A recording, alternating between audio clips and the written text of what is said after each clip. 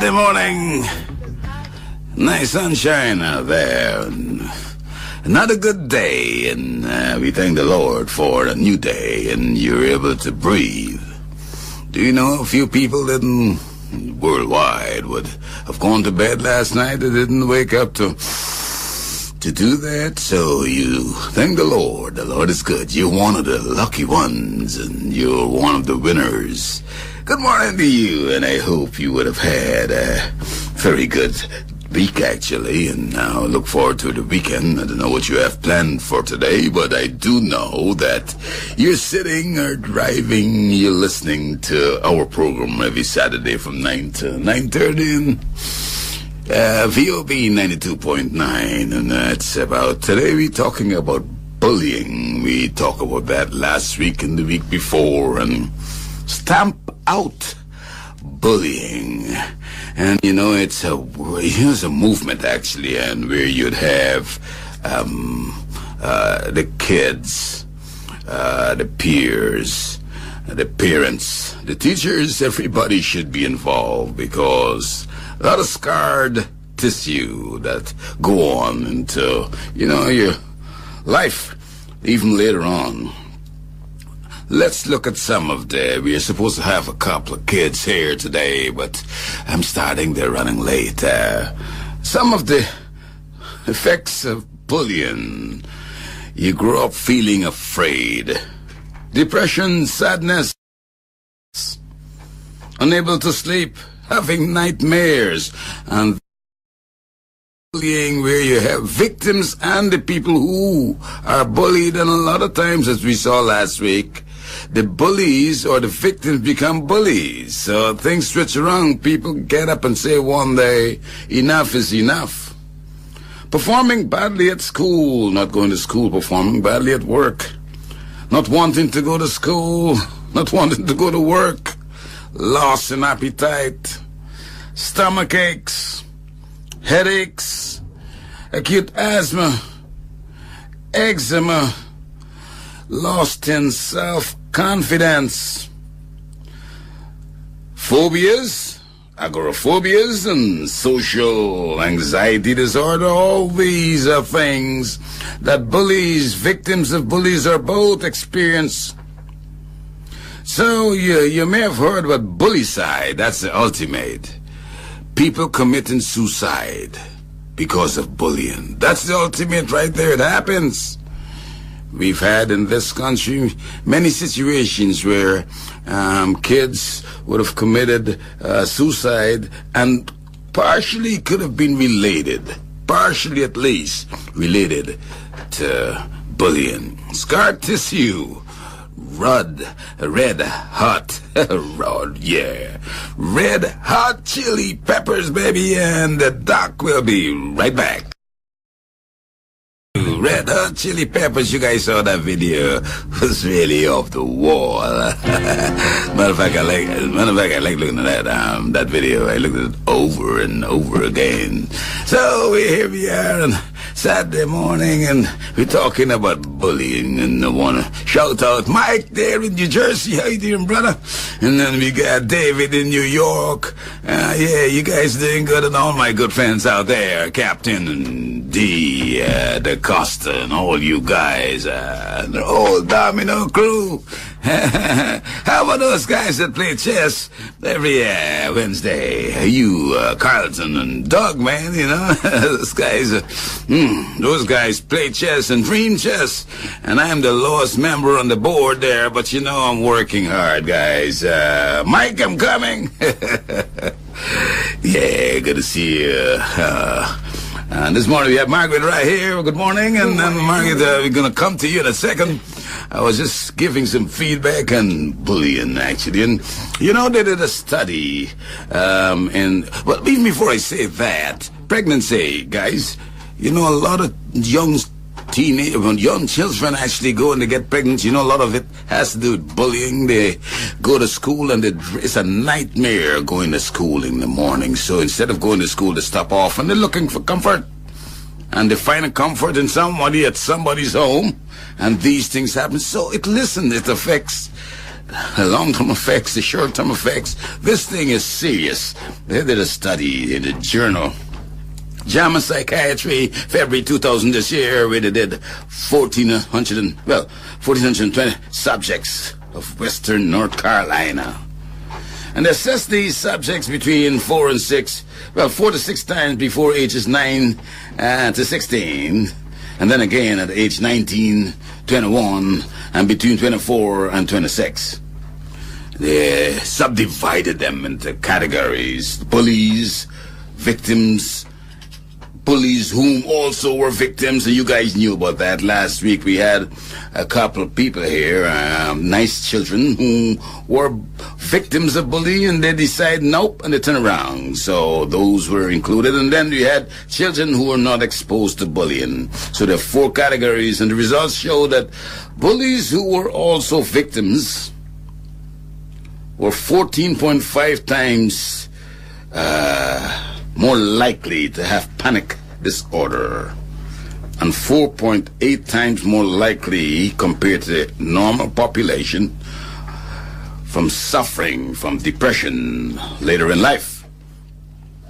The males were 18.5 times more likely to have suicidal thoughts, and the females 26.7 times more likely to experience agoraphobia. You see that? That's a tongue twister. Agoraphobia anyway. So it's a fear of public places, and they call it marketplace fear. So bullies who are not victims are 4.1 times. Now these are the bullies now. So you guys think, only the victims get affected? Or the victims who became bullies got affected? Bullies themselves. Remember last week we said that bullies, basically, a lot of them grow up to become, end up in the crime system and having records and so forth, because they extrapolate this type of dominance into adulthood, and a lot of times you get into trouble like that. These people, the study showed that bullies in themselves had a 4.1 times more likelihood of having an antisocial personality disorder.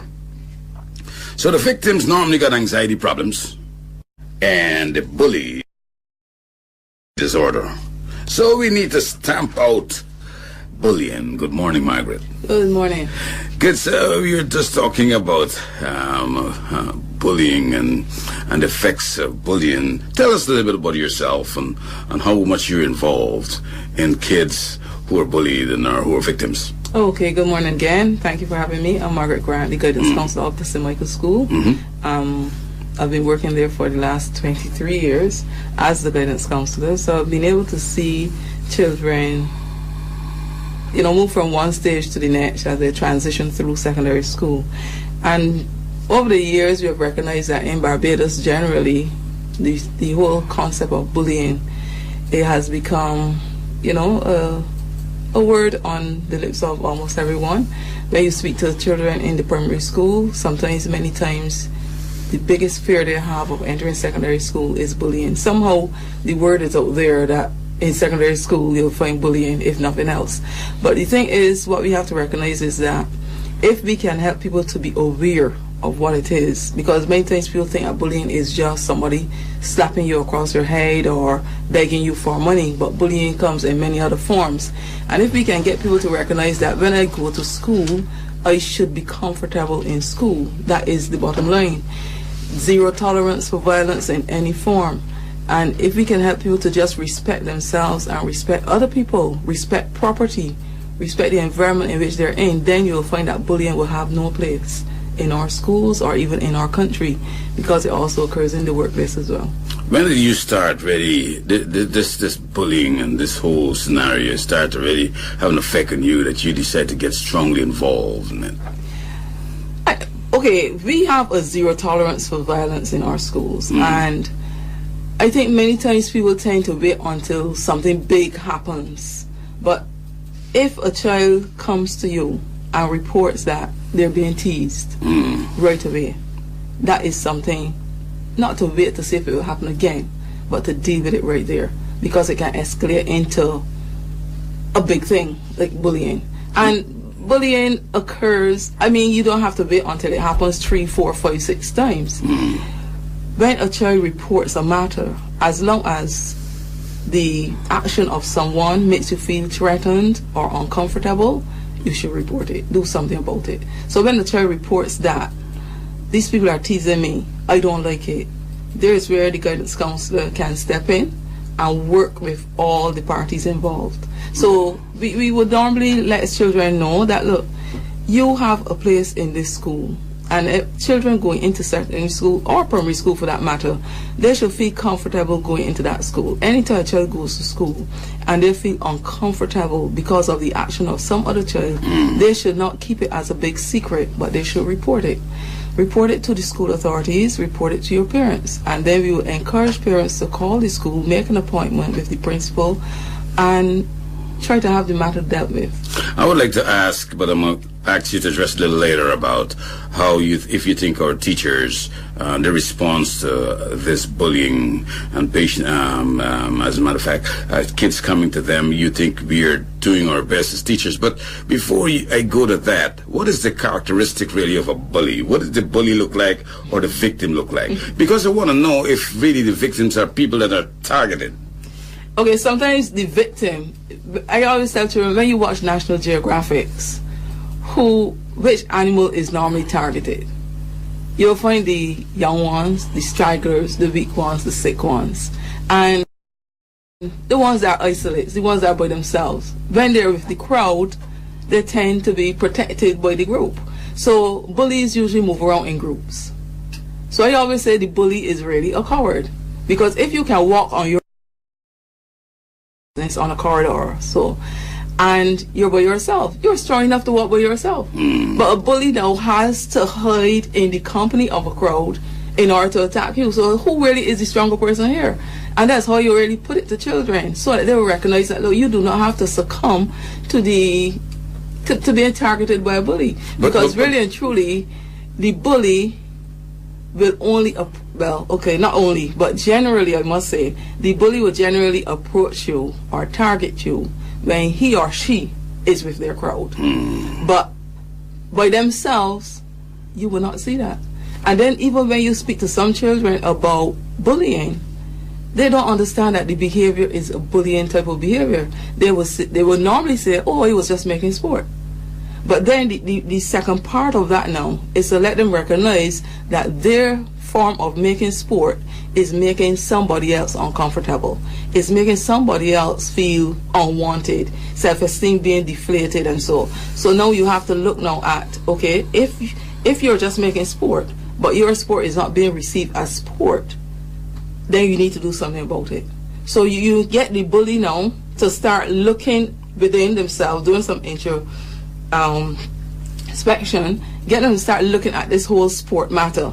Is it really sport? How really is this been having them become sensitive to the feelings of the other persons, the other parties? So as we go through that process where they're actually now not only thinking about what is happening to them, but they have to be thinking about what's happening to the other person. So the different emotions experienced there, the bully is having a high, and the victim is really going through a lot of fear. Correct. And that is the thing. That is where the bully wants to get to, because the weapon that the bully uses is fear.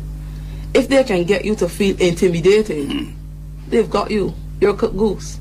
But if you can stand up to them, and stand up to them does not necessarily mean that you're coming with knives and all those things. You can stand up to them by letting them know, I'm not going to give in to your requests, but I'm going to go to a higher authority and I'm going to report it. And reporting it does not mean that you're weak. Reporting it actually shows that you're strong, because you're letting them know that you're so assertive. You're not standing for that nonsense. Victims of bullying who have a certain type of characteristics. You made an analogy to the animal kingdom, but most of the bullies in the animal kingdom are big, strong, the fittest in the whole pride or whatever. But my point is that do you think that the victims would have that? They're smaller, they're weaker, they're more introverts, or they're more to themselves, and people prey on them. You think that if you're bullied in one school, you probably will be bullied in one school, actually, you will be bullied in another school, or if you're bullied in one school, you'll be going to be a bully in another school. So this thing goes on, right? It could. Sometimes when they get to realize that somebody actually stood up to them, and then they get to realize, you know what, I'm nothing. And many times the bully is bullying because they were bullied before. So it's a vicious cycle. Okay, so it's like, this happened to me. They did not get help for it.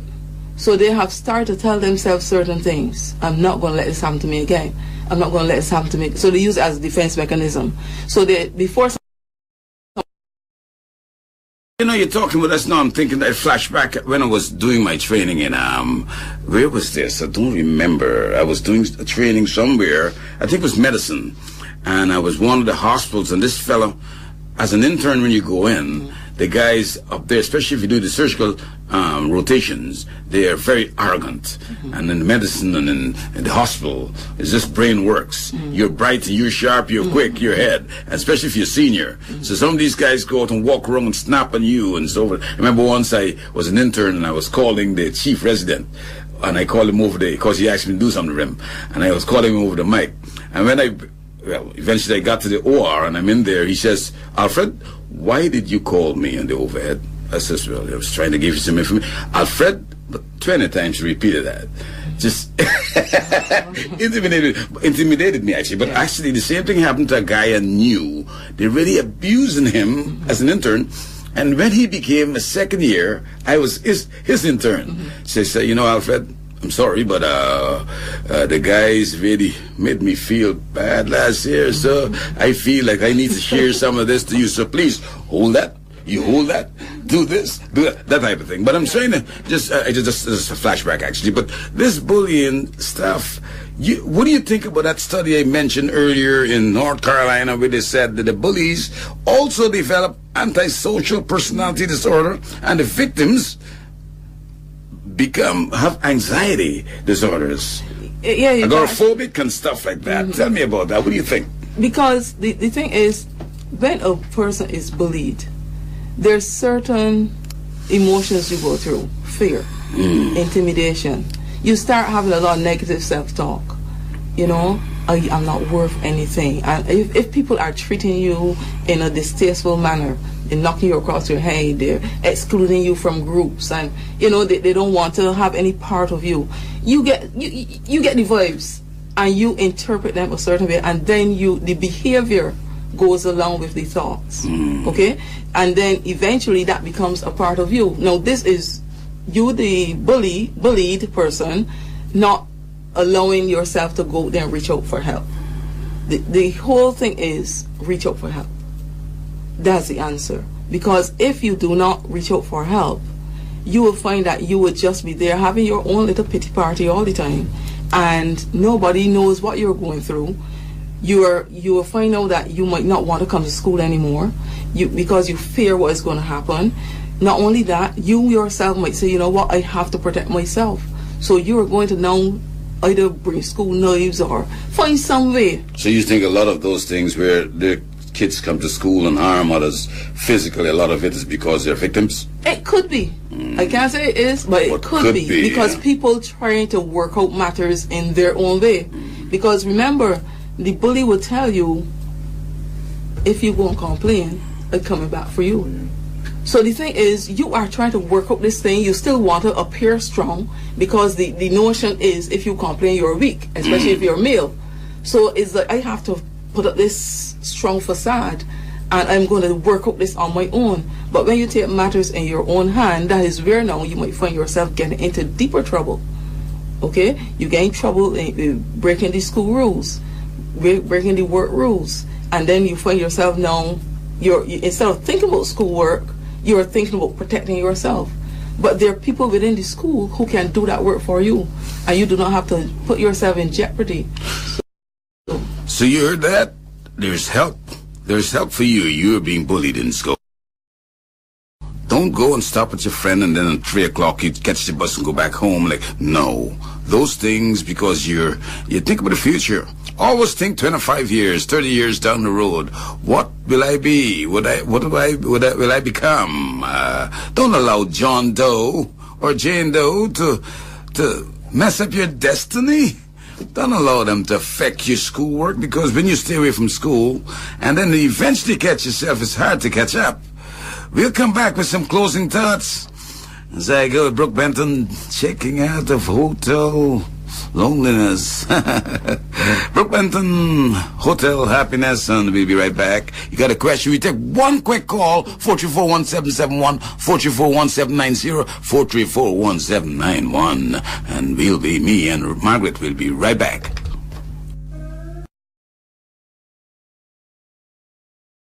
Yeah, baby, I found you. That's Brooke Benton, man. I love it. You know, myself, we were talking, myself and Margaret Grant is guidance counselor there at St. Michael's school and high school, and she's been working. There's a book out there where you can have this book. She'll tell you about it. You can purchase this book, and actually, as a matter of fact, it has a lot of good things about bullying. But Margaret, tell us about who are really bullied. We were just talking about that, and it's really, I think the public should know that. People think that you have to look a certain way, but you can be bullied for anything. Tell about some of the things that people bully, and bully doesn't mean physical stuff, verbal. Listen, sometimes the word is a double-edged sword, and it can pierce you deep down. And people sometimes, I heard a friend say to me once that sometimes it's better somebody when they hit you, because sometimes they tell you some things, man, and bothers you forever. Tell me about some of those things. Okay. Sometimes you might have somebody calling you names, teasing you, taunting and provoking you. You might be excluded from an activity, or you might be ignored for your contribution. Your contribution might be ignored. Then you also have people sending unkind notes to you. This is where cyberbullying now is taking over, hate mails, etc. And then taking a person's possessions or their money, spreading rumors and gossiping about someone. These are different forms of bullying that are being used throughout the whole universe. Now, bullying can reach and affect anyone, irrespective of your school, your age, your sex, your height. If you're too tall, if you're too short, you can be bullied. If you're, depending on your color, if you're white, you're pale, they might say you're pale. Even children who wear braces, sometimes they're called all sorts of names like teeth behind bars and metal mouth and that kind of thing. So religion. So freckles. If you're short, exactly, you're too tall. Too fat. You're too slim. You're too fat. If you're bright. If you got big feet. And you're answering. No, you are doing your school work. You're preparing your work, and you can be bullied, taunted, because you're just doing what you're supposed to do. And what about if you're only wearing one uniform in 3 days? They bully you for that too, because you can't afford. Have a smell. If you have a smell, if you look untidy, if you look, despicable, then they can exclude you from groups. And one of the worst forms of bullying is from girls. Girls, where they use a lot of what you call relational aggression. They exclude you from groups, and females are very good at that. So you wear one shoe, you can't change your shoe at least twice in the week. That's also set up right there. And also, if you come to school with a lot of money flashing, you can become a target for bullies. So all these expensive bags that children have, the North Face and all that, all those things set up children to be bullies. Margaret, I want to thank you for coming on, guys. Have a happy day, and I'm glad that you're sitting there listening to me and our program. You can reach Margaret. Is there a number you can just in case they need to get in touch with you? Okay, 424-6391. Good. Could you repeat that again? 424-6391. Margaret Grant, Guidance Counsellor, the name of the book, Entering Secondary Schools. Available at Days Bookstore or from myself. Thank you. Good. So thanks for having you. And guys, we love you.